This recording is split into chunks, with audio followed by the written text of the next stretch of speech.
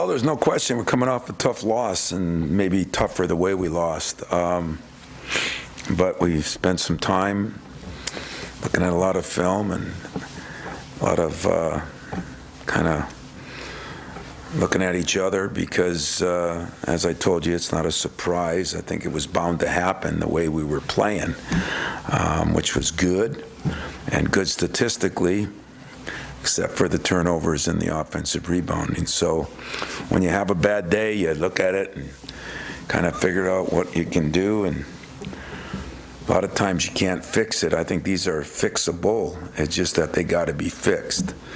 Yesterday's practice was more about turning the ball over and offensive rebounding and cutting out than it was about anything else. And that's what we're going to continue to work on today. I think we still have a very good team. We have to get back to the principles that we played with and how we play and who we are. In Wisconsin, they are playing really, really well. They are, one of the hottest teams in the league. They're not a great shooting team. They're shooting 42%, like 29 from the three, which is odd.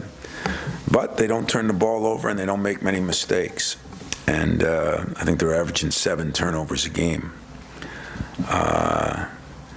Kind of know what their roles are, and they play to their roles. Johnny Davis has obviously become a household name now in our league.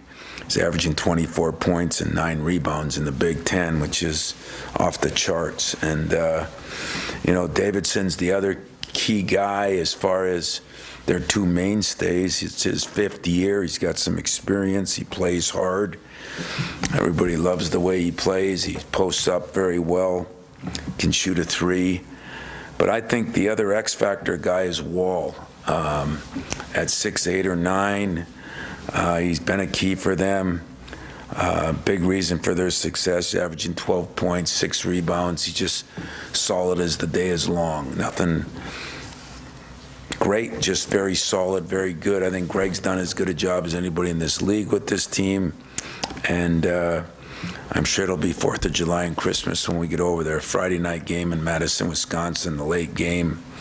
There'll be a lot of people having a good time, so it should be a great environment.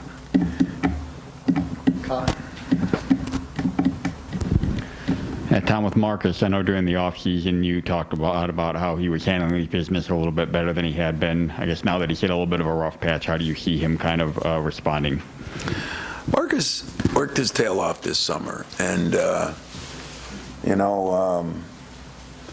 I said, DJ, I've just kind of said, hey, you play him with your bigs how you think, but there's got to be a come to Jesus meeting that he understands that walking around isn't going to make it here. I don't care if he's 12 foot tall, and no one game falls on anybody. Like I told my staff, it falls more on us than it does on a player. But he's got to learn to go at a different level, post up at a different level, and he was improving. So when I brought him in, I'd be very blunt about it. It was not we did not have a birthday party, but at the same time, we did talk about the difference since he's had COVID and when he wasn't, and he just doesn't seem to have his energy back. And so that was one thing that we all agreed on, including him.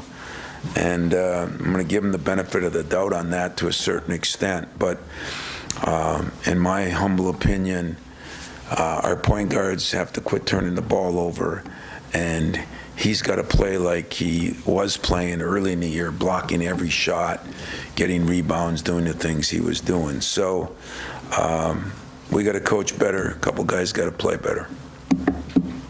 Tom, I wanted to ask, you mentioned this the other day a little bit when Mike called you in and said, look at this is a different looking team.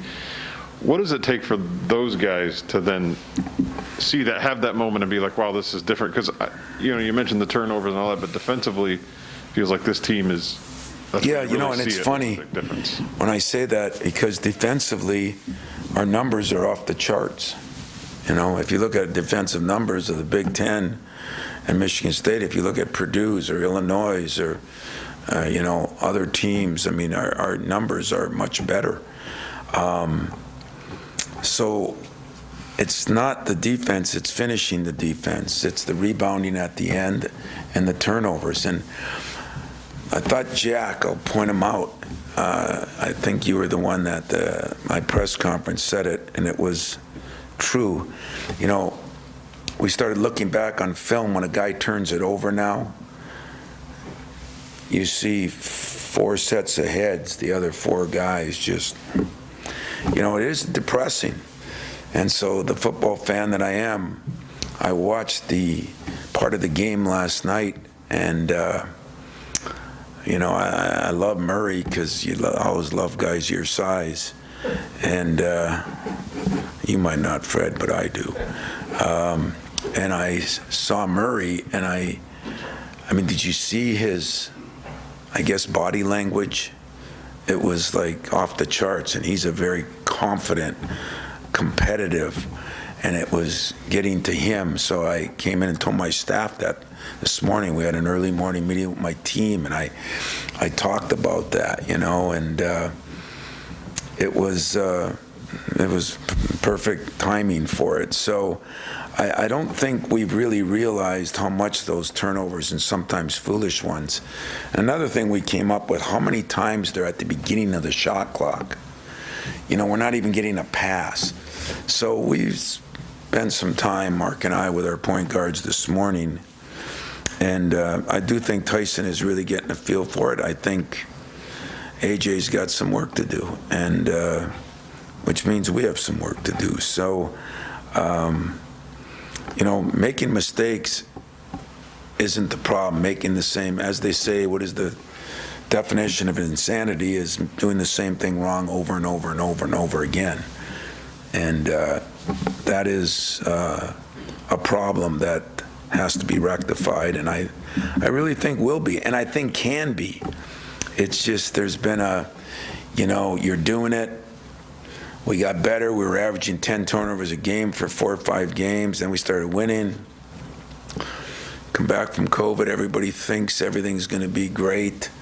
And, you know, I think we got a little fat and sassy, I really do. So now we're not fat and sassy anymore. But to that point, the body language on the turnovers, does there come a point where it's such an emphasis for guys that it creates more, or that's in their heads? I hope so. I don't even want to go to that bull. Okay? So write it right now. Yeah, I'm going to take away some of their freedom, creativity. Yes, it does. That has been earned by those players. You know, you don't get a free rein here to do what you want to do. You know, there's been many players before. You have an obligation. Each player has a job to do. I'll give you a stat. I think our point guards are turning over 31 times in the Big Ten. I think Wisconsin's 2 point guards are at like 9. So, yes, they will not have the freedom to do what they want until they show the ability to do what they want that meets with taking care of the ball. So that's always, it's a sore spot, because whether it's an AU coach, a parent, or a kid, you know, well, you're taking away my creativity. Well, yes, I am. There was a point in the season, too, going back to Marcus, where he was rebounding really well and seemed to be sort of giving of his body, which obviously Yes. for him is, you know, I mean, Yes. he's not the biggest build guy. And I'm wondering, is that something you've noticed as well that has changed a little bit of late? Totally. That and block shots.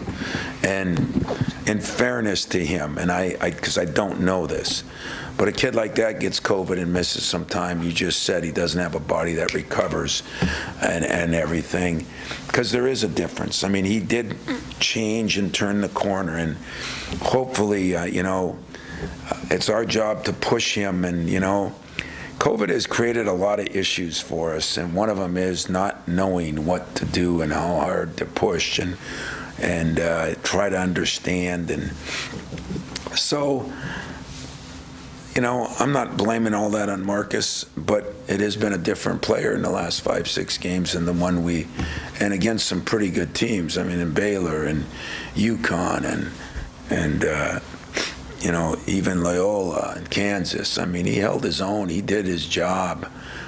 He has not been doing that lately, and he said, I haven't felt the same. DJ said it.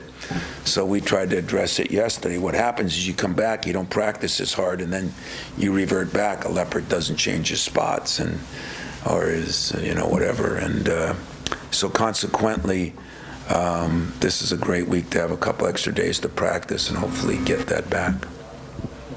Gabe said Saturday that he noticed he was getting defended a lot differently in the Big Ten, a lot more attention. How do you make sure that he continues to be like one of the focal points of the offense with that increased attention?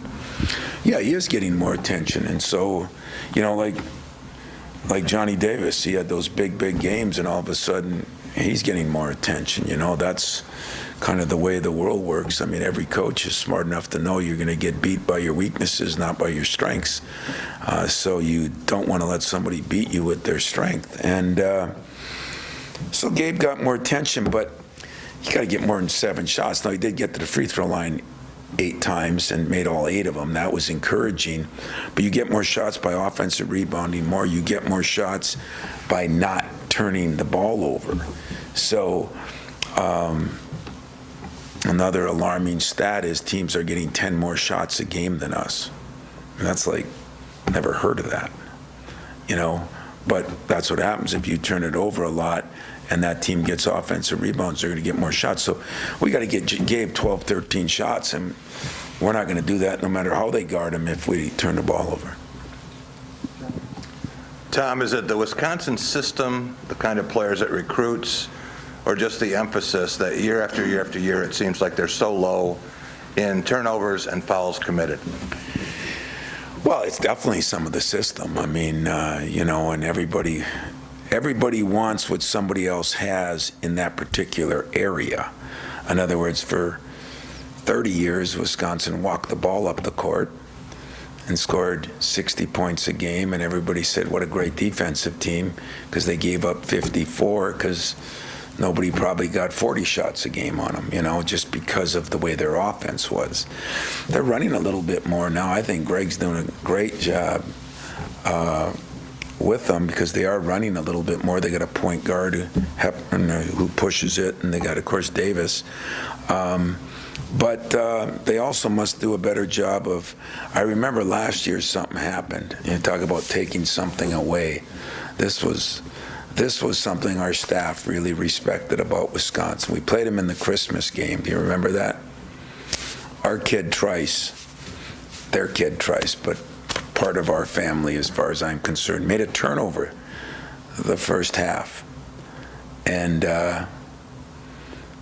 one of the guys, I think it was DJ, said, well, he's done.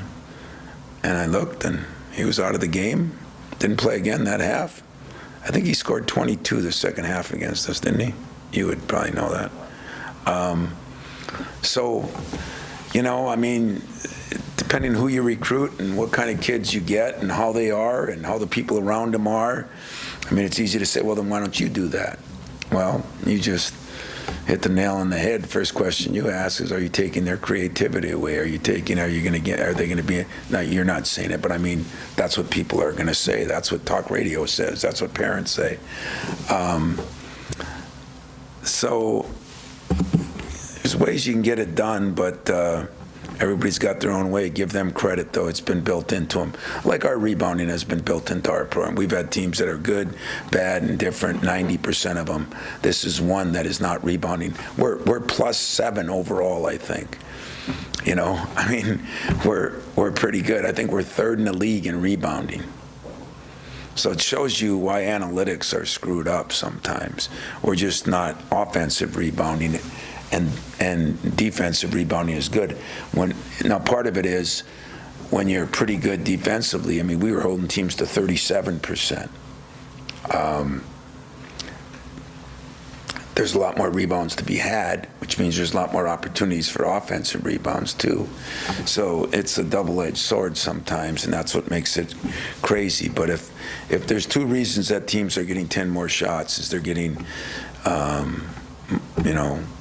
2 to 3 more offensive rebounds a game than we are, and the turnovers are the 2 reasons. So should be correctable. We'll see if we get it corrected. But Wisconsin, to answer your question, has always done a great job of it.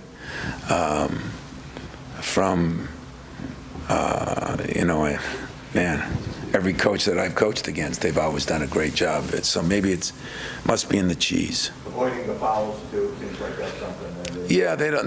They don't pressure at all. They don't ball screens. They cover them differently than most. But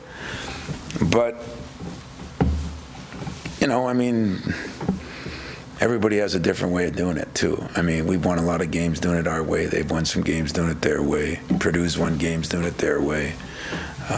Illinois is winning games now with a completely different, almost 4 guards all the time and 2 small guards now. Everybody has a different way. Kentucky's winning with a great big man. So. Tom, it seems like Malik Hall might be a guy that could give you guys more, or at least can more consistently offensively. As you go into this tougher part of the schedule here, how do you try to draw out that consistency? Because we've seen him have big games or even spurts within games, then he might be quiet for 1 or 2, 3 games and another big game. How do you get that? Malik's one of those guys, he's very analytical. He understands the game. He sees the game. He's one of the guys we pointed out in a film session when a turnover comes by somebody else. I think he lets it get to him because he hasn't been as aggressive all the time, and he really is, I think, a really good player. We feel like when we go down our roster, we have some question marks, but we have some really good things too, and when you look at our 4 men, when you look at our 3 and 2 men, our points are new and got to get better, and our center, how can you argue? Just kind of goes to show how crazy we all are. We haven't said one word about Julius, and he might have had as good a game as anybody's had here in a long time, as far as going perfect from the field, rebounding well, fatigued a little bit maybe, conditioning for him too. And he was one of the guys that got it early in Christmas. So I think we do got to get more out of Malik. I think Malik kind of thinks that too, but isn't it funny we didn't think any of these things. This shows you how crazy it is. I'd come in here and I'd leave here and I'd say to Mex, God, they must think we just lost. I'm so negative. And but I saw some things coming, but until we lose, there's no questions about those things. Now we get all the questions about them, and that's the beauty of sports, I guess. Listen, we haven't fallen off the train. We've let something kind of, I don't know when the turnovers were early. In the middle, we were pretty good. And then the last 4 or 5 games, we've been poor. And it hurt us in some. We got away with it. And now we got punched in the mouth. And now we don't have to preach all those things or preach that we need other people. I think everybody sees it, So everybody's got to have wake-up calls, and I got good enough guys that hopefully they'll adjust to the wake-up call. Tommy, you've been, by your own admission, the benefactor of the Big Ten schedules. And now people say, boy, they got to go to Wisconsin and Illinois. What a bad time to go to Wisconsin and Illinois. I'm going to suggest that you think it's a perfect time to go to Wisconsin and Illinois, because that's where the bar is and that's where you got to get. Yeah, it is. It is. And yet, I think our non-conference schedule was good enough that we understood where some things were then too, and trust me when I say this, I did something I've never done here. I went through and looked at 65 teams, I think, the other day. I made Mex give me the stats from every team in the major 5 conferences. And I went through every one, and you'd be amazed what Baylor's are. You'd be amazed what the turnovers are. Tennessee, a top 20 team, what theirs are. When I told you there's a different breed out there right now, there's a different breed. You'd be surprised what Duke's are. Now, Gonzaga's is a different story. You'd even be a little surprised what Auburn's are. It's an interesting phenomenon, what's going on. Where certain teams, I would have said this and this. That's what probably made Wisconsin so unique, is it hasn't changed. Well, if Michigan State rebounded like it normally did and just turned the ball over a human amount, I think we'd be feeling pretty good about where Michigan State is when you think of our shooting, our three-point shooting, our free throw shooting, our defense, our defensive, all the defensive stats. I think you'd feel pretty good about us through the year or through the Big Ten compared to everybody else. It just shows how important. It's why football's the best sport, because they say it every year in the playoffs. And sure enough, Patriots started out with an interception, started the first half, started the second half. Last night, interceptions, fumbles, turnovers rule. And so even though I know it, you should say he hasn't done a very good job coaching it. And so I say that, AJ's got to do a better job and maybe tie a little bit with the turnovers, but the coach has got to do a better job too. So some way we got to get through to it.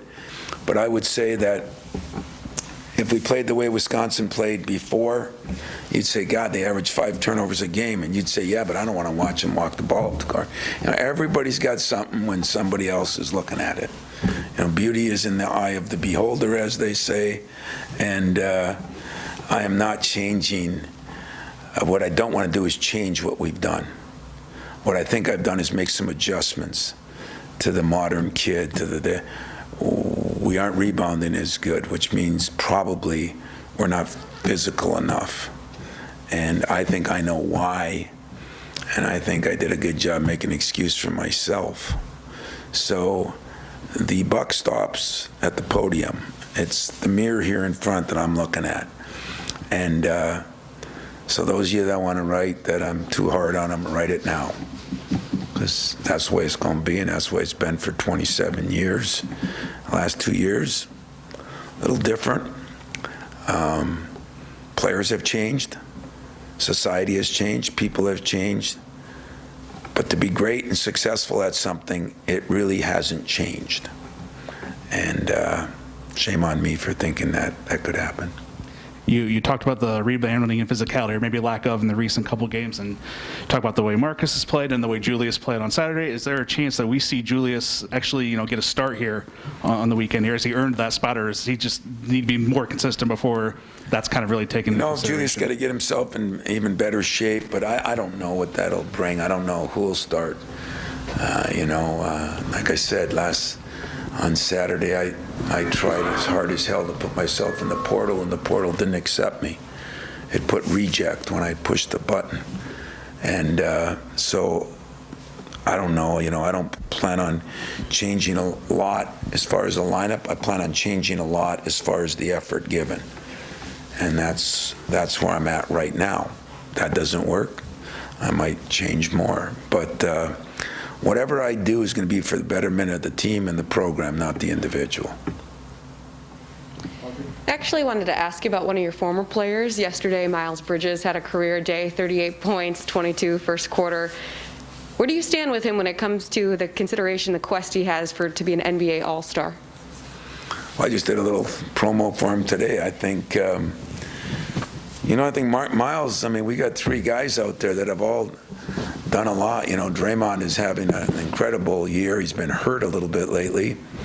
Jaren Jackson is, I think, leading in block shots, and their team's having a good year. And of course, Miles Bridges has been scoring and rebounding and doing some things off the charts. And just the excitement of him would be good to see in an all-star uniform. But I do think all 3 have a chance. But when at the end of it, that's why we got to get all our Spartans out there voting, or whoever's voting. I think he has a chance. These things are somewhat popularity contests in different ways. And what did you do for me now? But when did people vote, and what did they do?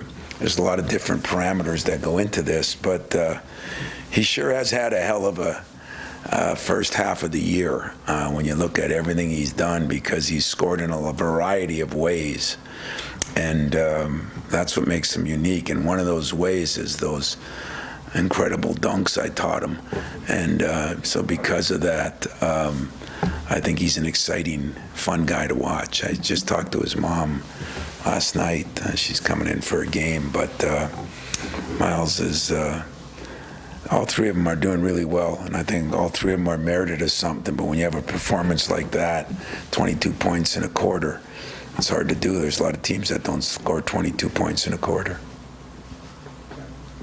Tom, were you surprised that Baylor and USC lost twice last week? Lots of other upsets in the top 15. And what did you make of Illinois-Purdue yesterday? That was a football game. That was a war. I mean, I didn't see it early because we were practicing, but Pruder came up to me and just said, "This is just a fist fight out there with those big guys." The part I watched, it was good. It was interesting. There was some crazy turnarounds in that game. But the other surprising thing with all those teams, you know, I don't want to say this, but then surprised me a bit. I told you the first day, this is going to be a weird year. We have so many different things that have happened, the transfers, the people half in, half out. You know, what does all this stuff do to these kids? I think you're seeing this all over the country. And I think we've actually been pretty consistent. There's a couple teams in our league that have. There's been COVID. That's changed some of it. There's just been so many different variables that coaches are having to deal with right now that you're going to see a little bit more of it, I think. You know, and some of it will be nobody's fault. It'll be COVID. You know, maybe we're missing a couple players and we get them back, and you know, now you're not the same guy you were. You know, so.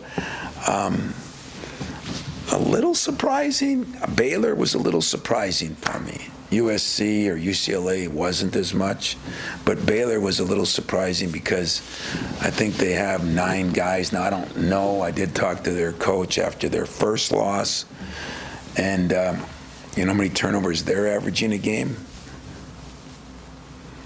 Any of you great research guys? 8? That's what I would have guessed. So, are you good in math? Put 8 on your board there, and then put times 2. Okay, I can do that one. 16. That's what they're averaging. I mean, doesn't that mind boggle you a little bit? I mean, because you don't think that, and with the guards they have, and this and that, 16 turnovers a game. And there's somebody, I think it's Arizona, somebody's at 17. Who else? Tennessee at 16. You know, because I looked up who's worse than us. I thought I was going to see Northern Michigan and Beloit College. And I saw a lot of teams that would a little bit surprise you. And yet most of the best teams are more in that 10 to 12 area. And that's what we got to get. And there's no joking about it. If we got there, our team changes a lot because you change how you feel about yourself. It uplifts your defense if you're making a couple of better plays offensively. We've scored enough points. I mean, with all that, we're averaging, 70-some points with all those problems. So we're good enough offensively, and if we had 10 more shots a game and shot 40%, that's 8 more points. Even if you didn't hit a 3 or didn't get an offensive rebound or didn't get fouled, that's 8 more points. I mean, so instead of 73 or 4, you're averaging over 80 points a game by just having a normal amount of turnovers. And so that's the way I'm approaching it with the team, you know. Hey, it's been a problem. We can't hide behind it. We can't duck it. Coaches have to take some responsibility, and players have to take some responsibility. And we're going to try to fix it. Now, I have talked to a bunch of different coaches, so how do you try to fix it? Mommies wouldn't like it, but sometimes you run them. Sometimes coaches are yelling at them. Sometimes coaches are benching them. Trying to come up with, I talked to one guy, said, I ran him to death. I said, well, did that do any good? No. I said, well, then don't tell me that, you know. I mean, so it's really, it comes down to an individual has to figure out that it's not in the scheme of things. It's not our fast break that does it. It's taking a little more responsibility. So we have to coach that by making it something in practice every day. And there's been suggestions, run them, make them shoot free throws, do this, do that. And I said, fine, then we'll have 3-hour practices. We just won't have any meetings, and the NCAA is all cool with you. So we could do that, but it sounds like I'm making a joke of it. I'm not. I'm telling you that it's, accountability in anything right now is an issue, and we have to get it straightened out. But, so why does Wisconsin do it, or why does Northwestern do it? Well, it is a different brand of ball and different guys. Different coach. But some of you would be saying 5 years ago, why don't they run? Why don't they score more than 60 points? Why don't they do that? Everybody's got their own system, guys. Some guys pass it that are in the playoffs. Hell, I only know because they're playing my Packers. San Francisco runs it all the time. Everybody's got a different way of doing it. Anything else? Do you think sometime, I never knew this, but I looked at Connecticut last night, it did look a little different. Do you think sometimes players need to be reminded what playing hard is, and they don't even realize they're not playing hard? Oh, 100%. Their base, what is the base? Did you practice harder today? Hell yeah, coach. Harder than what? That's what's really fun when Mateen comes back, or Austin is there now, or Cueto, even 3-4 years ago, or even, listen, guys, gals, this has been a different 4 years for a variety of reasons around here. But the last 2, with the health and well-being and the social issues, and everybody has the right to do everything, it's made it more difficult for everybody. And as I said, the who handles it the best is going to be the most successful. We're 14-3.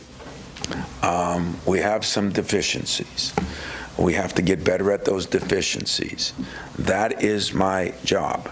And whether I do it by running, yelling, benching, what I got to make sure of, I do what I believe is right.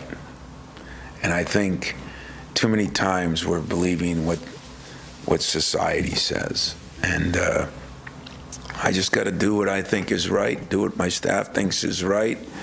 And I think players understand that. But you can watch a film with a player, and you get done, you say, how'd you think you played? The word okay, good, not bad, is really a common saying, because mediocrity right now is okay in a lot of what we do. And I don't think mediocrity is okay. And so, there's nobody that starts with more than the head coach. And that's, I kind of like the challenge. You're right. I like where we're going. We could go there and play really well and lose 2 games. But I'll know where we are. We can go there and play really poor. I'll know where we are. That's the beauty of it. It has been a strange schedule for us. But whose fault? Who can I blame? KP? Yeah, let's blame KP. No, it is what it is, and it's going to be the same for everybody else in certain factors. But I do believe that this team will rise up. I do believe I got enough good guys, I got enough good players, and I think we're getting across to them that, the AU mentality, the and one mentality, the turnovers are important. I think you'd be surprised, though, how many teams it's affecting. And maybe that'll tell you why some teams are. Baylor lost, who'd they lose to? Texas Tech's pretty good, but Oklahoma State, that would surprise you at home, and I think they're very well coached and very good. But I don't think anything's a surprise anymore. There's been a lot of ups and downs, even within our own league. So, but I will say one thing about our league. If you look at our league in general, there's more teams not turning it over at a high rate.